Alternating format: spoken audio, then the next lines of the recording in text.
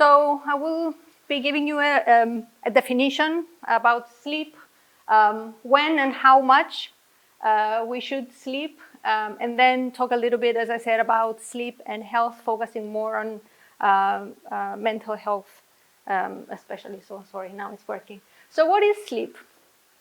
So this is a nice definition. I think it encompasses a lot of different things. So sleep is a natural, periodic state that involves reduced response to environmental stimuli and reduced mobility.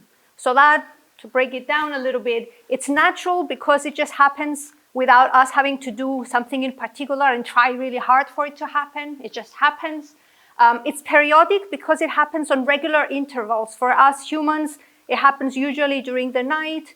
For other creatures, it may be the opposite, and so on. So it has a regular rhythm. And it involves reduced responsiveness to environmental stimuli, meaning that when we're asleep, we're kind of logging off. We're not online, right? We're logging off from what is going on in our environment, and we're less responsive unless somebody is really calling our name, etc. And we generally tend to move less when we're asleep compared to when we are awake. So sleep is a behavior that has been observed in all creatures in the animal kingdom, in any animal that we have studied so far. It seems that there is a kind of behavior that, even if it's not exactly the same as ours, it resembles sleep to a great extent. And in studies back in the 70s, when researchers tried to keep animals awake and not allow them to go to sleep, they started to lose weight. They started to look very ungroomed and sick. They started to get skin lesions. They started to lose the ability to thermoregulate and feel really, really cold. And in the end, they died. So we know that this is something necessary for all animals in order to be healthy. So how can we study sleep? So for humans, we can maybe use questionnaires and scales and ask them about how their sleep is. We can ask them to keep a sleep diary, for example, like I do with my students in the sleep module. Keep a sleep diary for a few days, and then they get to see overall how their sleep is. Or we can use this, which is the gold standard method, polysomnography, which is applying or really gluing a bunch of electrodes on the scalp without having to shave anybody's hair, right? It's non-invasive, so we just apply electrodes, and these electrodes pick up electrical activity from our neurons underneath the skull. And we can do that in animals, and we can do that in humans, and it's really informative. It gives us a lot of information about what goes on when we are asleep. So in order to do that, we can apply electrodes in specific locations. So we can apply electrodes, as I said, around the scalp to pick up electrical activity from the brain, from the neurons underneath the brain. But it's also helpful to put electrodes around the muscles, especially around the eyes. In the rats, we put around the neck muscle in order to see when to detect when they're active, when they're awake. And also around the eyes, the EOGs, in order to see whether their eyes are moving, open, and so on. So we can combine these. The polysomnography means that all these electrodes feed in information together, and we can also add to that by monitoring heart rate, oxygen consumption, and so on. And that gives us a great deal of information. So when we do apply polysomnography, what do we see? So there is definitely a difference between the brain activity from when we're awake and when we are asleep. So when we're awake, like now, you're very attentive, yeah? You're processing information that I'm conveying to you. So you're probably thinking about it, trying to relate it with other things that you know about sleep. So maybe your brain is really active. Maybe you're displaying beta waves, for example, or even sometimes we can be even more active and have gamma waves. And this is in contrast to situations when we are awake, but we are very relaxed. Maybe we're doing some breathing and so on, so that we can reduce the activity of our brain to what we call the alpha waves. So when we're asleep, we go through the first stage. When we're sleepy, we go to bed, and it's very, very quick, very brief stage we will call stage 1. Mind you, these are very big simplifications of what goes on.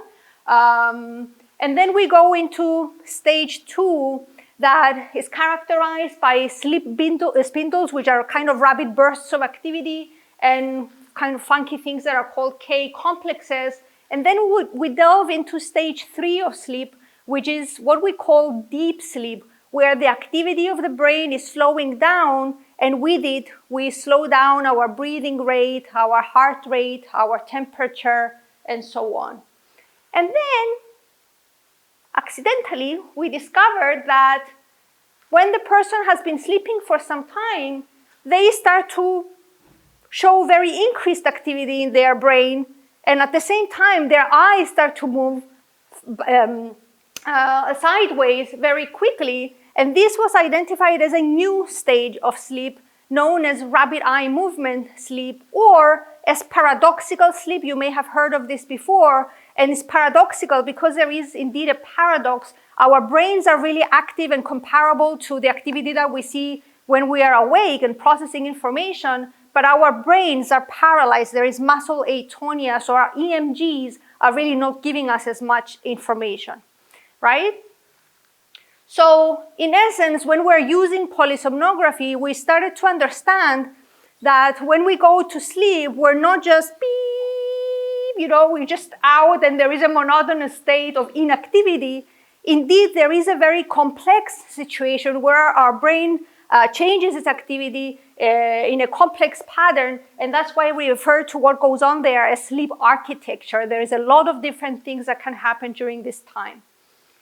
So also, when we think about sleep and how to study it, it's good to think about the 2 drives. You may have seen this before. It's Boberly's 2-drive model, basically, which it's simple. It says that we want to sleep when we are awake for a long time. So the more time we're awake, the more we start to feel a bit drowsy, a bit sleepy, and we have this urge to go to sleep. So this is known as the homeostatic drive. It means that something in our brains is just is telling us that we really need to sleep.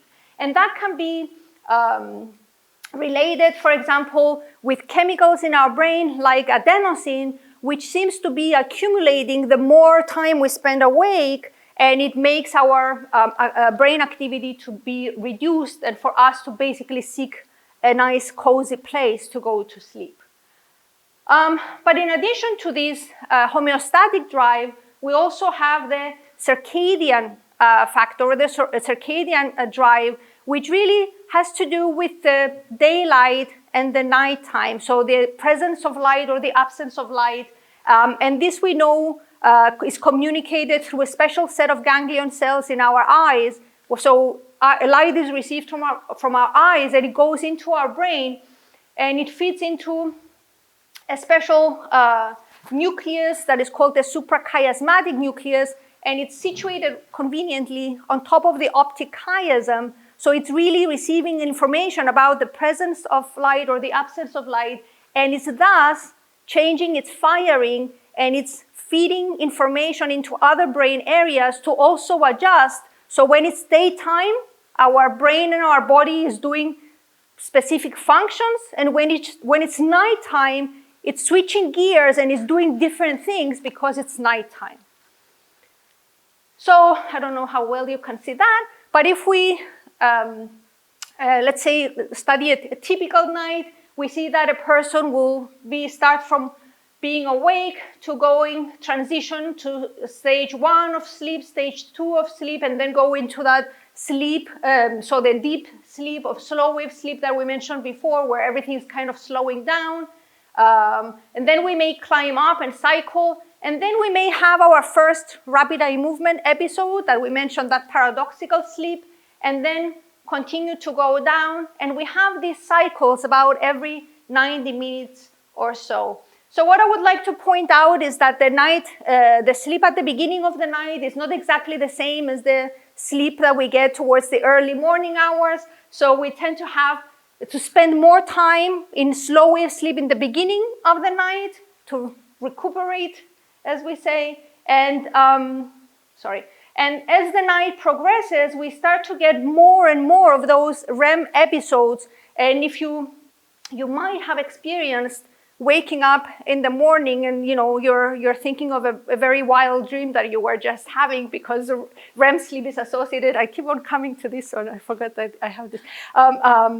Because we have REM is associated with having most of our dreams, especially those that are kind of wild, erratic, and crazy.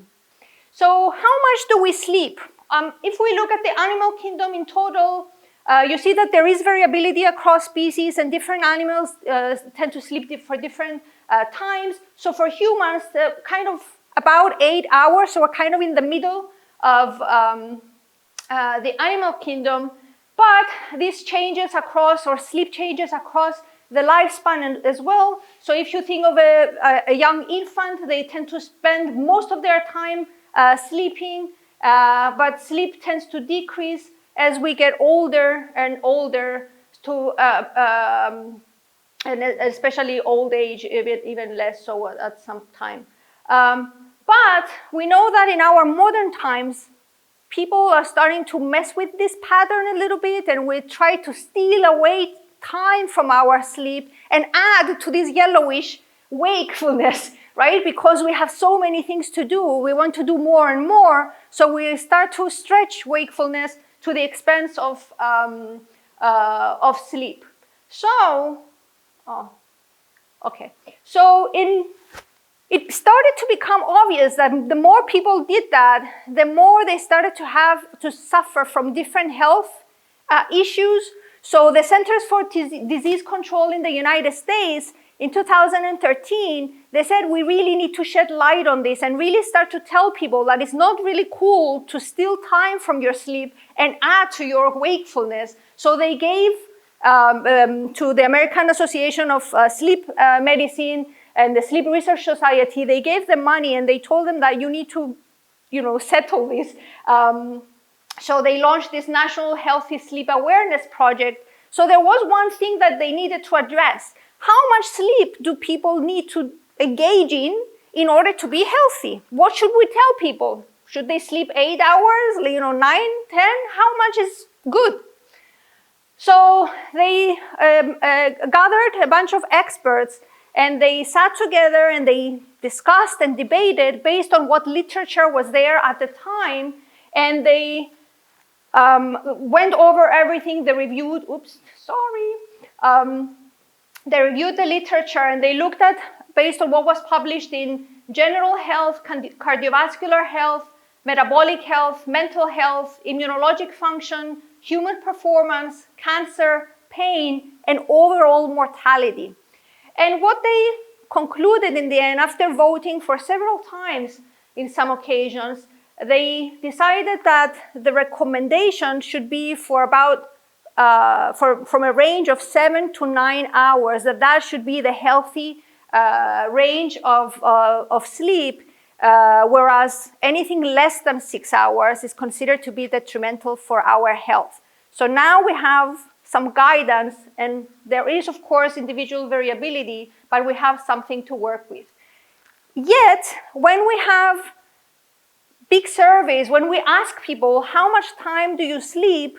We see that a lot of people are still not sleeping enough.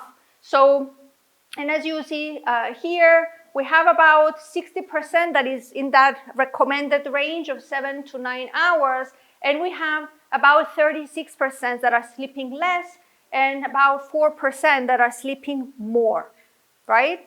So not exactly ideal. So what does sleep do for the body? Let's look at the body first.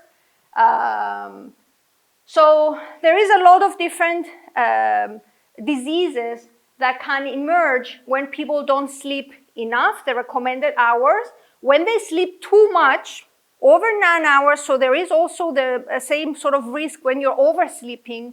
And also when you're having a mismatch, let's say, okay, I'm going to sleep and I'm going to sleep during the day and it's okay, and shift things around, and we know that's not good either.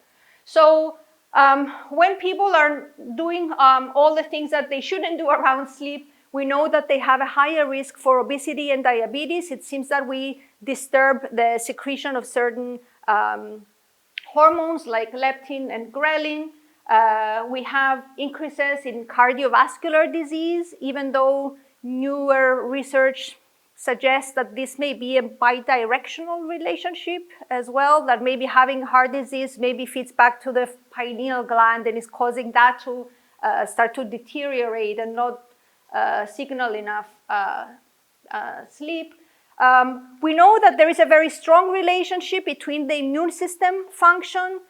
So we know that when we are stressed, we are more likely to go to get sick and get an infection and get sick. But this also happens when we are not sleeping well, so we're more vulnerable. But also we know from certain studies that we are less likely to create enough antibodies when we are vaccinated if we are not sleeping enough around the time of the vaccination. Also, insufficient sleep can lead to inflammation and also disturb the gut microbiota, which we increasingly have more respect for. And also, we know that not sleeping enough and doing that mistiming of sleep that I mentioned before, as we see in shift workers, is contributing to increased rates of cancer. And actually, the World Health Organization has put shift work as in the category of formaldehyde as a probable carcinogen. So really not a good thing. So I think that it's unfortunate that sleep is not getting enough attention. And I use this triangle to have sleep at the bottom as a foundation because it really should be there, and it shouldn't matter much if we eat all the healthy things, but then we don't sleep at all because our brain needs to do its things in order for our body and brain to work optimally. So it should be together. It should be added in as the three pillars of good health, along with diet and exercise. So hopefully I convinced you that it's important for physical health. So what about our brain health? Can it benefit or nurture the brain, as we said? So I will just discuss three things, and I was really pondering on what to say about this. So I will just mention the removal of waste that happens during sleep. I will talk a little bit about emotional health, and then the impact of cognitive processes. So right when we thought we figured out everything about the brain, and we thought we had everything figured out, there was a new discovery in 2012 that basically said that, you know what? We have a system in our brains that we didn't know existed before, and this is really, really important. And this was basically a system that clears the brain from all its waste, metabolic waste, misfolded proteins, things like that, and is flushing them out. And this is done with the help of special pores that are found on the extensions of the astrocytes that line up the periarterial space. So you all know that we have CSF that is washing our brain, around the surface of the brain, underneath the meninges, and also we have CSF in the ventricles and so on. So around the periarterial space, there is CSF, and through the special pores from the astrocytes, we have flushing, pushing of the CSF through the interstitial space, so it passes around all the different neurons and it picks up the waste as like a flood that passes through, and it pushes them towards the space that is found around the venuses, the veins, and then it pushes it down through the periphery where it can go through the lymphatic system and be cleared out. And so because this is done and it functions with the help of the astrocytes, which are glial cells, they called it the glymphatic system, to have it as a partner to the lymphatic system that is part of our bodies. So this, as I said, is happening with the help of these aquaporin 4 pores that are found on the astrocytes, And there were studies done with wild-type mice and aquaporin for knockout animals. And you see that the wild-type animals are very capable of clearing out things that were injected directly into the brain, whereas the ones that didn't have the aquaporin 4 that was functional, they couldn't clear out the brain. So that was a cool thing. And it became even cooler when we looked at other studies that were published that showed that this glymphatic system is much more active when we are asleep.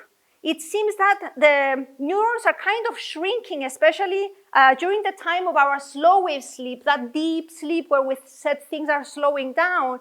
They're kind of shrinking to allow more space in between. So when this CSF comes through, it can really wash everything out more easily. So it's much more active when we are asleep versus when we are awake. And this is what basically was done with this in this study over here, published in Science, that compares the clearing during wakefulness and when we're asleep, or when the animals were anesthetized using ketamine silencing.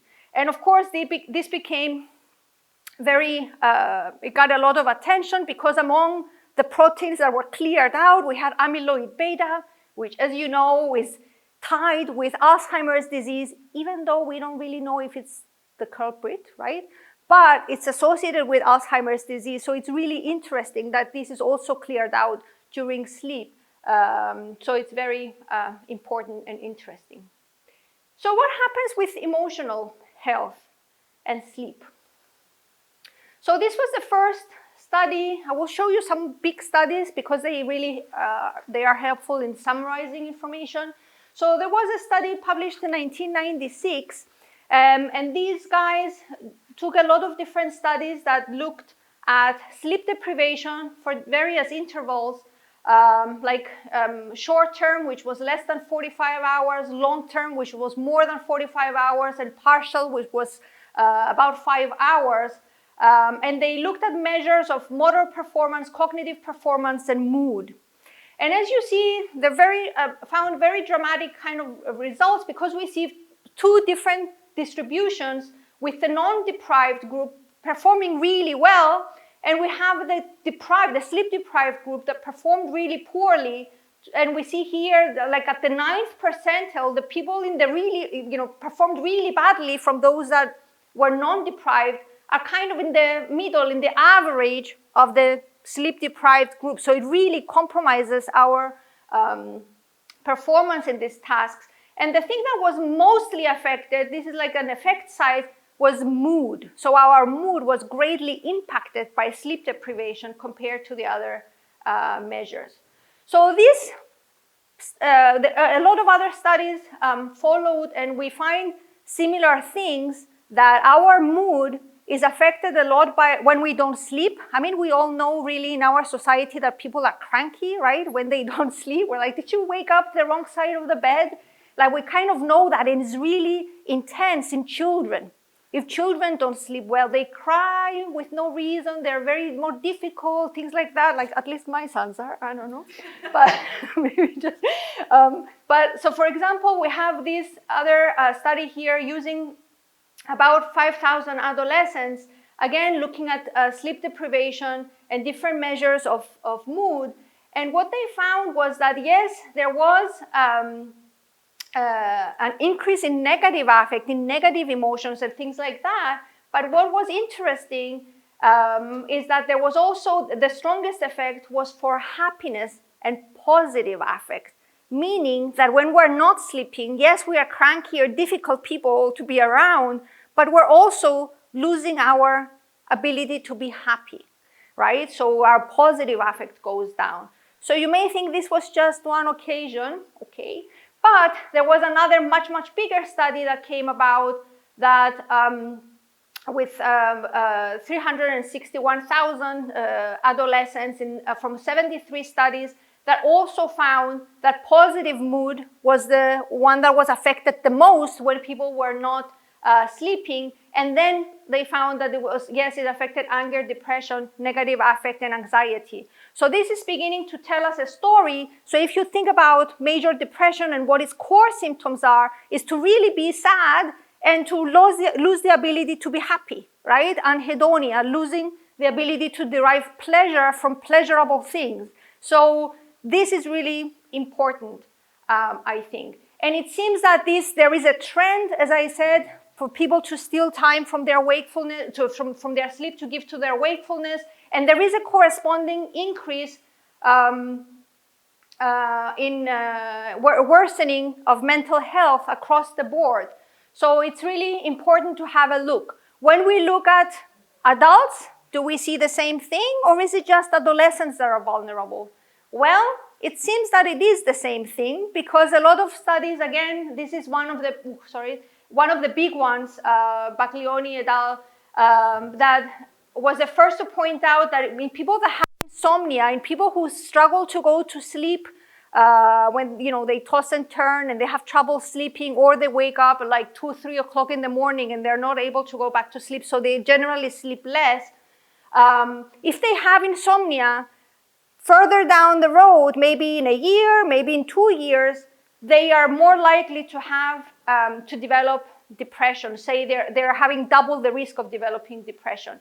And this was added to and complemented by other studies that followed, that showed basically that not only depression can follow the emergence of insomnia, but also anxiety disorders, alcohol use disorders, and psychotic disorders. So it's really a prelude to other diseases. And that's why the DSM-5, the Diagnostic and Statistical Manual, which you know is what we use to basically give diagnosis to people, has now added in its edition that both insomnia and excessive sleepiness, so not sleeping and sleeping too much, are established risk factors for the development of mental illnesses and substance use disorders. And maybe this represent a prodromal expression of it. So we can look at this and then be able to kind of predict who is going to have other kinds of conditions, and maybe we can prevent them, right? We can do something beforehand. And the last bit I wanted to add, hopefully I have time, is what happens with our cognitive processes. And there is a lot that happens, really. We have compromises in executive function, so our frontal lobe is really suffering when we're not sleeping enough. And that can be demonstrated in various ways, but I will just show you one because it's relevant, it's very applicable to what we do in everyday life, and that is vigilant attention or sustained attention, like when we're doing things and we need to keep our attention focused. So this is measured by usually sitting in front of a monitor, and you see a stimulus and you need to respond as quickly as you can. And of course, we can measure errors like, not pressing it on time, or pressing it when there is nothing there, etc. So when we do that with people that are sleeping fine, the blue circles, the control group, we see that they do well, but then if we compare them with the red ones, which is the people that are sleep deprived, there should be a gray lines indicating the night there. You cannot easily see that, but we can see that they are making much more mistakes when they are sleep deprived, especially in those early morning hours during the night when we should be asleep. So what we call the circadian effect. And also, I really like this one because it just follows, it's so almost like a dose response of people who are sleeping for different amount of time, and then how many errors or how many lapses they're doing in these tasks. And as you see, those who sleep the least are making the most mistakes. So is this the same for everyone? No. And there is a lot of attention that actually goes now to this to try to see whether can we predict people who are going to be really, bad at doing tasks like this, maybe being in air traffic control or driving a truck or being a nurse or things like that we have to have shift workers. Is everyone the same? And this has been shown over and over again that the people who tend to be slower at these tasks at the beginning tend to suffer the most when we keep them awake. So they show the greater decreases and the greater errors when we keep them awake. And as you see here, we can actually distinguish people that are more resilient. They're not going to do as badly, even though they do make mistakes. The people who they call here the intermediate, and those that are vulnerable and more likely to be affected by this. So there is definitely individual differences, and this goes across the board. And there are studies that try to identify, for example, there was another one looking at dopamine transporter variants. So we could, again, distinguish people that are more vulnerable or not. And this is my last bit. So in addition to individual differences, it's also good to pitch the fact that we don't know much about sex differences. So in general, when it comes to sleep or in neuroscience, the default was to study males because we thought they are less variable and, you know, just easier for the data to look nice. But various studies that do look at sex differences, they find, this is from Dijk's group in Sari, women have worse nighttime performance than men. So in those tasks that were asked to do during the night, that we saw the red graph skyrocket, women do even worse than men. Also, female mice perform worse compared to male mice when they are asked to do cognitive tasks in the laboratory, and they seem to recover more slowly from sleep deprivation compared to males. And also very recently, there was another study in mice that showed that, again, female mice recover more poorly or more slowly from sleep deprivation compared to male mice. And that was shown with decreases in levels of gene expressions like for BDNF, FOS, etc., that we know is really important for synaptic plasticity. So again, really important to try to tease apart these vulnerabilities and shed some light on that. So overall, hopefully I convinced you that sleep is important for physical and mental health. It's important to address sleep issues at the start because maybe they are a prelude to other mental health conditions or other physical illnesses. It really compromises, sleep deprivation compromises our vigilant attention, and it's important to understand individual differences and also maybe sex differences. And maybe because I don't want to stress you out about sleep, I just wanted to say that although the aim is to sleep well, nobody can have perfect, impeccable sleep at all times. So don't stress out if, something is going on in your life and you're having trouble sleeping. That's fine. It's normal. Okay. So thank you very much.